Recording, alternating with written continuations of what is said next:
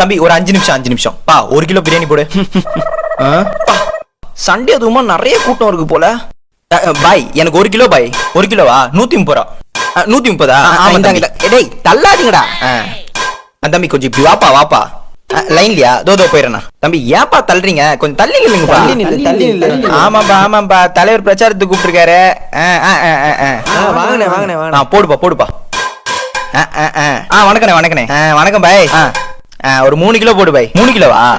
தோ போட்டுறேன். யாரோ பெரிய ஆள் போல. தம்பி பச்சடி எத்தனாப்பா? என்ன தம்பி பச்சடியா? தம்பி பச்சடி அவனுக்கு நல்லா கட்டு கட்டிட்டு இருக்கான்.